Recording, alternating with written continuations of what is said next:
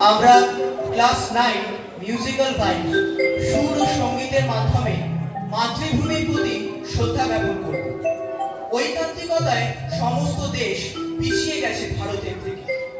Unity in diversity হলো ভারতের মোক্ষম অস্ত্র, যা দিয়ে সে সারা বিশ্ব জয় করেছে। তাই আমরা বলতে পারি যে এই হিন্দুস্তান সবার চেয়ে আলাদা, আমাদের সারে জাহাঁ সে আছে।